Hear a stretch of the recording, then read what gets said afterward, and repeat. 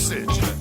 I got my barbecue shoes Welcome on. to BBQPitBoys.com. Today we're cooking up some steak and shrimp at the pit, and it's easy to do.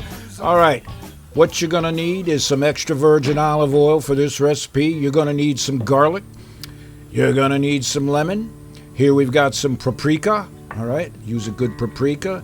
You might need some hot sauce. It's up to you. You're going to need some seasoning. And, of course, you're going to need some shrimp.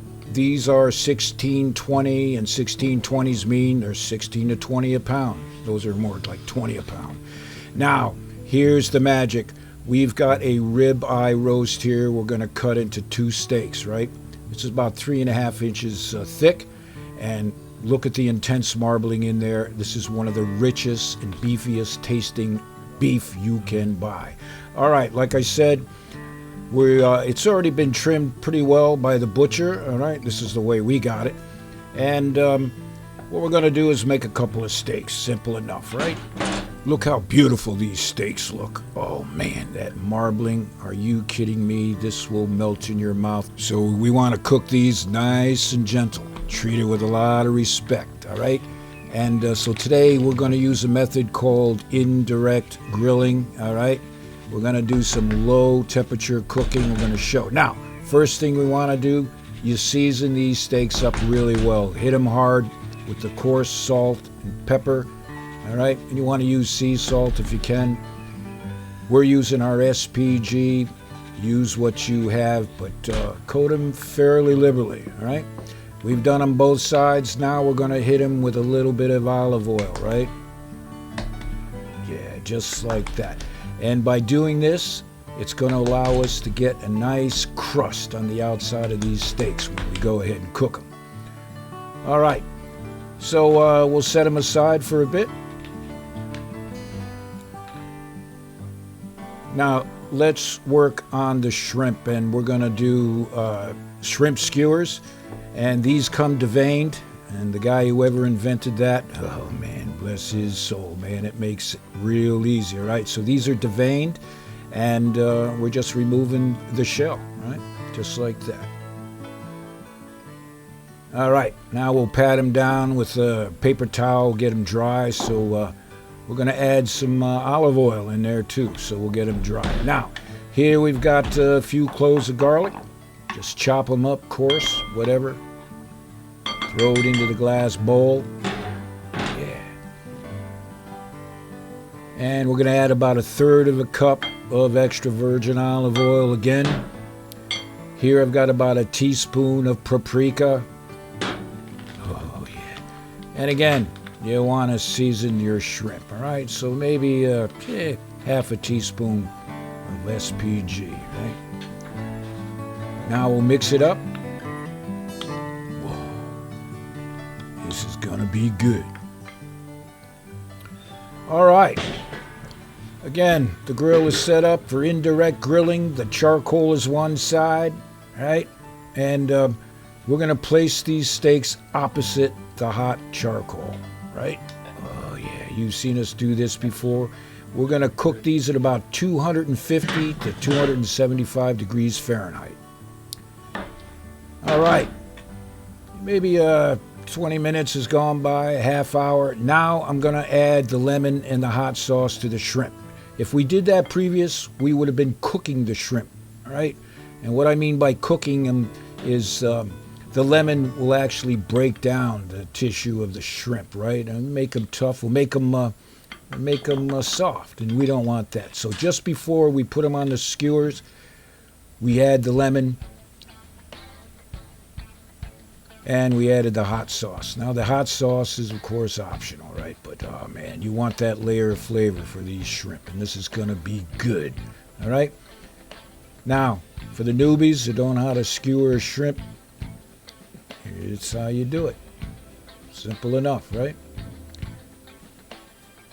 All right. Now, we're going to make a little mopping sauce for the shrimp skewers as we go. And to make it real simple, again, we'll take 1 lemon and we'll get the juice out of it any way you can, right? And again, we're going to add a little bit of hot sauce, and maybe half a teaspoon Depends how hot your sauce is. Our habanero chipotle is real hot. All right, our mopping sauce is done. Now, take a look at these steaks. This is about 45 minutes, maybe an hour, and we're really slow cooking them, right? See how soft they are? But by doing this, we're going to have the perfect medium or medium rare on the inside of these steaks. All right. These steaks are now shown about 115 degrees Fahrenheit internal. This is when we're going to take it direct over the hot coals. We're going to sear them, right? This is going to give us that crusty texture, right? When you're biting to that steak. So we're going to hit it hard. And it's only going to take, a few minutes each side, right? So direct over the flames. Of course, the oil really causes the flame and fire. And don't let anybody tell you you're not supposed to let the flame hit the steak, right? There are so many professors of steak out there. Come on, man. This is the way you get it done. All right. Again, flip them a few times. And yes, you can flip a steak as many times as you want. Don't listen to that BS about you only flip a steak once. All right. These are about ready. We got the texture we want. Get them off the flames. Hoo-wee. We're eating good tonight, Martha. All right. Now, while we're letting the steaks rest, and they maybe rest for 15 minutes, maybe 10 or 15 minutes, we'll put those shrimp skewers again opposite the hot coals. Whoa. After a few minutes, we'll hit them with our mopping sauce. Yeah, these are gonna be good. Whoa. Man. Now we'll flip them. Only takes maybe 4 minutes aside, more or less. Yeah, mop them up. Can you smell that? It smells good. Oh. All right, these shrimp skewers are done. And I say it's time to eat. Now, take a look at this steak, right? It cuts like butter. That knife fell right through it. And that's an advantage of doing the reverse sear or the low and slow steak at first. Right. Yeah. Now, of course, you can serve these steaks and shrimp any way you want, but this kind of looks perfect, right? Like that. Oh yeah, you get them steak drippings all over them steaks. And of course, we do apologize for eating in front of you like this, but that's pitmaster privilege. Woo-wee.